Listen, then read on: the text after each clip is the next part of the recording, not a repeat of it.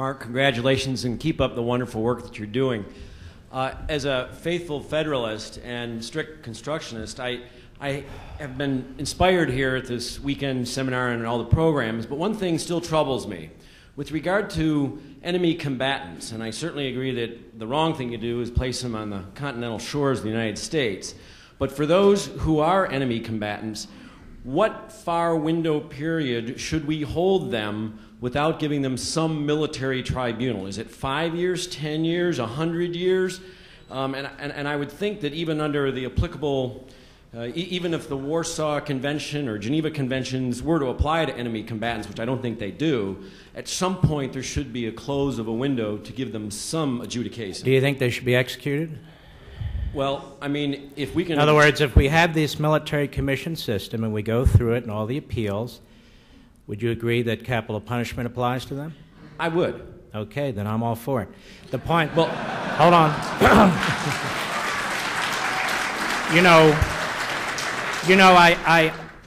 Let me just say this. I find the question a little perplexing. Not you, but I hear it all the time. It's the enemy that's deciding how long this process goes on, not us. And we had people in prison, they've had trials and so forth, domestic criminals in prison for their entire life without the right to parole and so forth. And, you know, we're talking about wartime. And the wartime rules are not the same. Well, I guess they are now, but they weren't before. Before yesterday, the wartime rules are different. This is a great American tradition. Started with Abraham Lincoln, who I thought Obama was, carried out by FDR, who I thought Obama was. He's the first president of the United States, first president in history to reject the military tribunal system and to bring a lawful enemy combatants, that is terrorists, under the umbrella of a federal civilian system. And we have federal judges here, and they will tell you what a nightmare this is going to be to try and figure out what the rules are, the due process rules are, in the middle of a game, particularly since these people have already been interrogated without lawyers. What next? What's interesting about that question, which is a good question, is I keep hearing even the left say, well, we have a good Justice Department. I'm sure they'll be found guilty. I'm saying, no, wait a minute. So this is a ruse. So we're going to go through this whole thing, even though we know they're guilty, you know they're guilty, and you hope they're found guilty. But anyway, yes? Sure. With some trepidation. I think that it looks to me like the bloom is off the Obama revolution. The voters now understand that there's something wrong with their Democratic representatives in Congress. But they also think very poorly of their Republican representatives in Congress. And there's a generation of candidates out there who are beginning to think about how to respond to this voter demand for some kind of cleanup of Washington, D.C. And I wonder what advice you would give to candidates who want to try to make not only a policy difference but an ethical difference in the way Washington's run. Well, I'm all for it. Let me just say this. I think conservatism is without question on the rise. If we can continue to articulate our principles, these arguments you're hearing in these rallies, these are conservative arguments.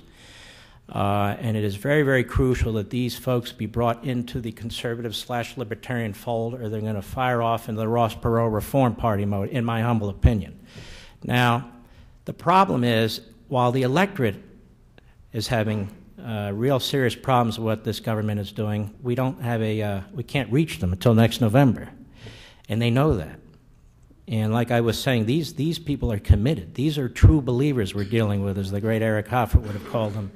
And so they are prepared to take political casualties in the next election if they can impose their pipe dreams. And keep in mind, when they do impose them, if they do, you know, we're disenfranchised. It's going to be very difficult to get at them and get at these issues once they impose them. So it's crucial that we have some important victories in the next election and the following election if we're going to contain it. Now, as for, listen, what we need are conservatives to knock out rhinos in the primary and take over the Republican Party. That's what the whole Reagan Revolution was about. That's what 1976 was about. That's what 1980 was about. It's not like, you know, we're having to reinvent things here. Let's state our principles. I love this idea. It's a big tent, except, of course, when we conservatives decide to enter it, then it's not a big tent anymore. Then it's right-wing, extremist Klansmen. But anyway, I view the Constitution as a very, very big tent, and that's my answer. If the Constitution is what we stand for. It's a big tent. Come join us. What you stand for is something different. And no, we won't join you over there. Yes, sir. Could you comment on the degree yes. of thank you.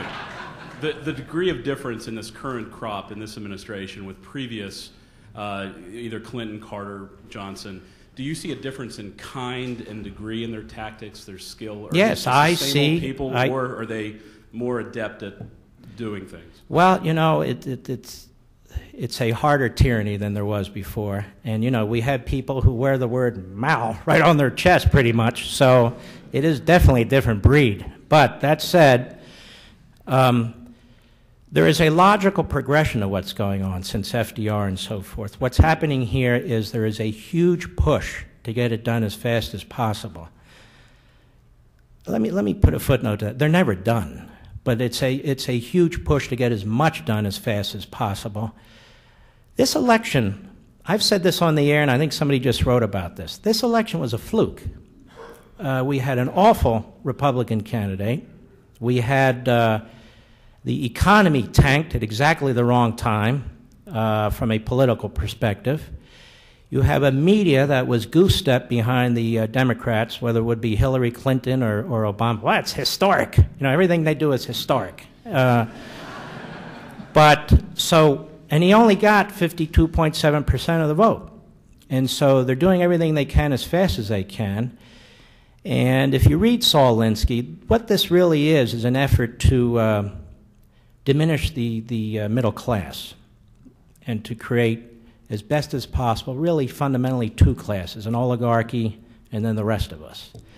You don't have to believe me. Read Saul Alinsky. Obama studied the stuff. What else?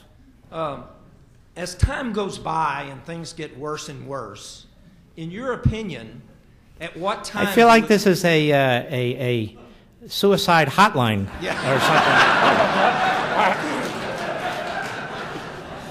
I don't do that, but go ahead. What? Well, I'm looking back in the time of Samuel Adams, and I'm just wondering, in your opinion, at what time do we go and throw the tea in the harbor? Well... In other words, some type... Not today, and not with me around, I can tell you that. Those things work their natural course. Nobody's going to say it's this date or that date. And as I said, I view this as more of a soft tyranny where you can't put the kind of light bulbs you want in your house or the kind of toilet you want in your house or whatever. That's kind of, you know, a government that has the power to tell you what kind of toilet you can have is a very, very powerful government. But that said, that day may or may not come. I have no idea. I'm pretty pissed off, to be perfectly honest with you. Yes. The statist has his own vision in opposition to the civil vision of society as a civil association that we have.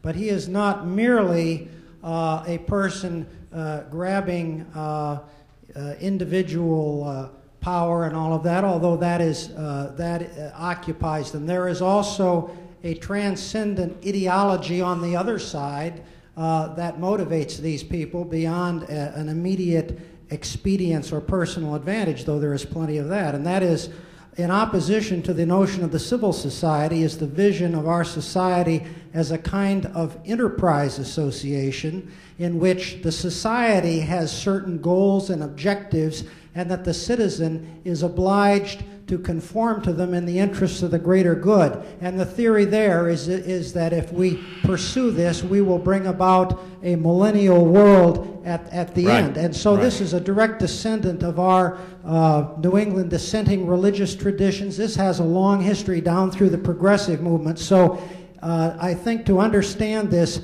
we need to consider that the opposition has itself a transcendent vision of society as a vehicle for the pursuit of ideal ends. All right, may I interrupt you? Yeah, just a second.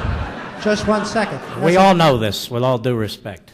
We all know. And the problem is, I do not see these as relative philosophies, which is what you're getting at.